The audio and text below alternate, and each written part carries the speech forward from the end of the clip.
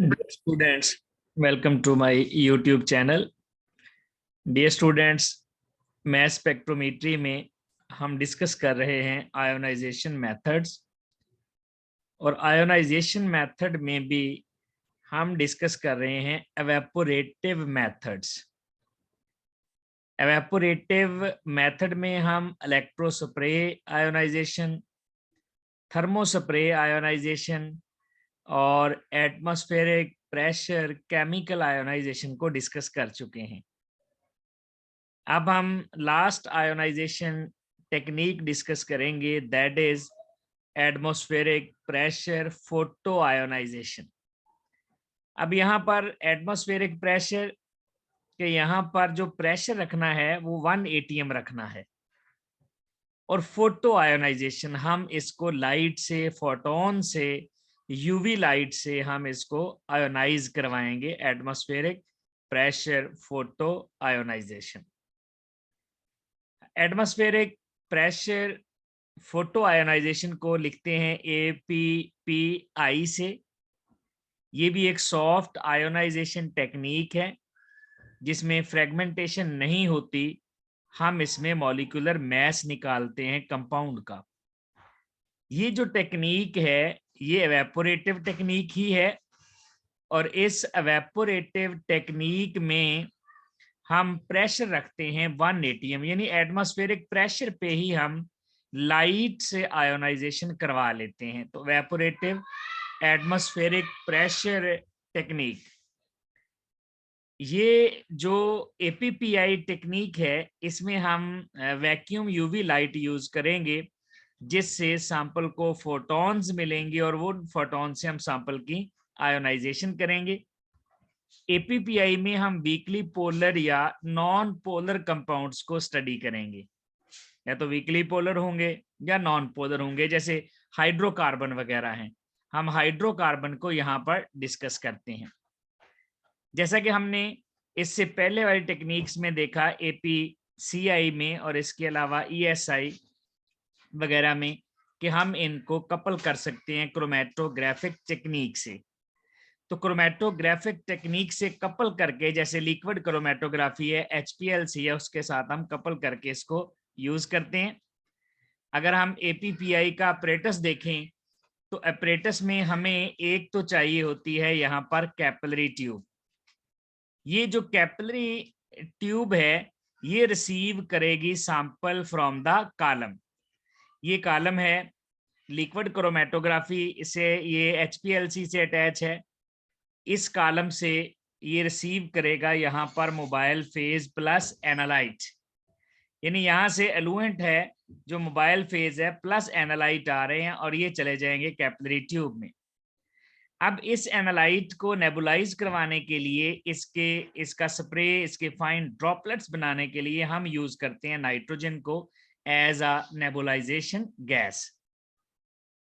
इसके बाद इसको हीट करते हैं यहाँ पर सैंपल को 350 से 500 डिग्री सेंटीग्रेड पर हीटिंग कॉयल से, और ये नाइट्रोजन जो है, ये जो नेबुलाइजिंग गैस है, नेबुलाइजर के तौर पर काम कर रही है, ये इसके फाइन ड्रॉपलेट्स बना देती है। इन फाइन ड्रॉपलेट्स को कैरी करने के लिए, ये जो फाइन ड्रॉपलेट्स बने हैं इनको हम नाइट्रोजन गैस से कैरी करवाते हैं। ये है हमारे पास सेम प्रोसीजर जैसा कि APCI में, यानी एटमॉस्फेरिक प्रेशर केमिकल आयोनाइजेशन में ये सारा कुछ मौजूद था। यहां तक सेम है APCI और APPI में।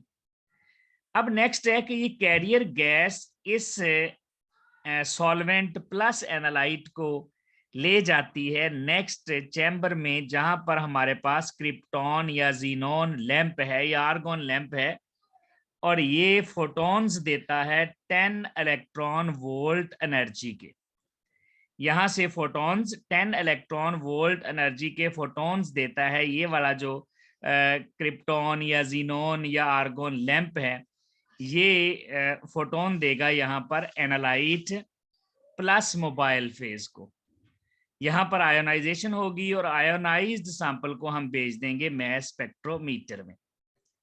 अब इसमें यहाँ पर जो आयोनाइजेशन होती है वो 3 तरह से होती है। एक तो आयोनाइजेशन होती है जिसको हम कहते हैं डायरेक्ट एपीपीआई। डायरेक्ट एपीपीआई में हम क्या करते हैं, ये जो हमारा एनालाइट है, एनालाइट डायरेक्ट आयोनाइज हो जाता है यूवी लाइट से। यहाँ पर डायरेक्ट जो एनालाइट है वो आयोनाइज हो जाता है यूवी लाइट से। देखें ये हमारा एनालाइट है, एम मॉलिक्यूल है, यूवी लाइट फोटोन आए 10 इलेक्ट्रॉन वोल्ट के, और ये जो फोटोन है ये इसको आयोनाइज करवा के रेडिकल कैटाइन बना देंगे। ये है डायरेक्ट एपीपीआई। कि जो हमारा एनालाइट है, जो हमारा मॉलिक्यूल है, जो हमारा मॉलिक्यूल या कंपाउंड ऑफ इंटरेस्ट है, उसके ऊपर बम्बार्डमेंट करवा दें, इसकी हम बम्बार्डमेंट करवा देते हैं फोटॉन्स की। अब याद रखिएगा ये जो 10 इलेक्ट्रॉन वोल्ट एनर्जी है फोटॉन्स की, ये 10 इलेक्ट्रॉन वोल्ट एनर्जी से एयर आयोनाइज नहीं हो सकती। इसका मतलब है नाइट्रोजन ऑक्सीजन वगैरह इससे आयोनाइज नहीं होंगे, इतनी एनर्जी से ये आयोनाइज नहीं हो सकते। मींस यहाँ पर इम्प्योरिटीज कम होंगी, दूसरे आयंस यहाँ पर इंटरफेयर नहीं करेंगे। तो एक तो है डायरेक्ट कि हमारा एनालाइट पर लाइट पड़ी, वो रेडिकल कैटाइन बन गया, और रेडिकल कैटाइन डायरेक्ट चले गया कहाँ पर, मैस स्पेक्ट्रोमीटर में। दूसरा तरीका है इनडायरेक्ट एपीपीआई। इनडायरेक्ट में पहले सॉल्वेंट आयोनाइज होता है, यानी ये सॉल्वेंट है, यहाँ पर हमारे पास एनालाइट, एनालाइट के साथ मोबाइल फेज भी है। ये जो सॉल्वेंट है, सॉल्वेंट के ऊपर फोटॉन्स फॉल करेंगे और सॉल्वेंट आयोनाइज हो जाएगा, और फिर सॉल्वेंट जो है ये हमारे मॉलिक्यूल को, एनालाइट को आयोनाइज करेगा। सॉल्वेंट फोटोन से ये रेडिकल कैटाइन में बदला, और जब ये हमारे मॉलिक्यूल के साथ कोलाइड करेगा तो मॉलिक्यूल का मॉलिक्यूलर आयन यानी कैटाइन बन जाएगा, और सॉल्वेंट का फ्री रेडिकल बन जाएगा। यहाँ पर एक और तरह से भी आयोनाइजेशन हो सकती है कि सॉल्वेंट हमारे मॉलिक्यूल को, कंपाउंड को, एनालाइट को प्रोटॉन दे दे, यानी ये मॉलिक्यूल यहाँ से प्रोटॉन ले ले तो ये बन गई M+H पीक प्रोटॉन लेने के बाद, और सॉल्वेंट में प्रोटॉन की कमी हो जाए।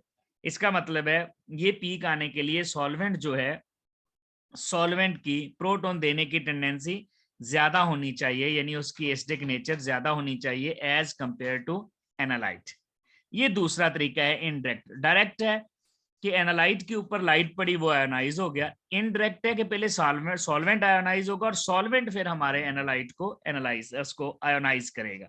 पहले सॉल्वेंट आयोनाइज होगा और फिर सॉल्वेंट हमारे मॉलिक्यूल को आयोनाइज करेगा, या तो डायरेक्ट उसको उसमें से इलेक्ट्रॉन निकाल लेगा, या फिर क्या करेगा, इलेक्ट्रॉन नहीं निकालेगा तो उसको प्रोटॉन दे देगा। दोनों तरह से हो सकती है।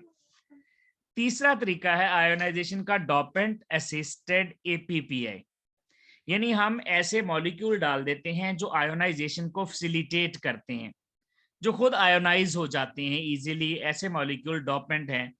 तो डोपेंट, पहले डोपेंट आयोनाइज होगा। अगर आप मोबाइल फेज जो है, ये जो इधर से आ रहा है, हमारे एनालाइट के साथ मोबाइल फेज में डोपेंट ऐड कर देते हैं जो इजीली आयोनाइज हो जाता है, यानी जो 10 इलेक्ट्रॉन वोल्ट से आयोनाइज भी हो जाए, तो ये आयोनाइज हो जाएगा डोपेंट, और इसका रेडिकल कैटाइन बनेगा, और फिर ये रेडिकल कैटाइन हमारे मॉलिक्यूल को, हमारे एनालाइट को भी आयोनाइज करवा देगा और खुद फ्री रेडिकल बन जाएगा। यहाँ पर यह भी पॉसिबिलिटी थी कि डोपेंट जो है वो प्रोटॉन दे दे हमारे मॉलिक्यूल को, और ये बन जाए M+H मॉलिक्यूलर आइन, और डोपेंट के पास एक हाइड्रोजन की कमी हो जाए।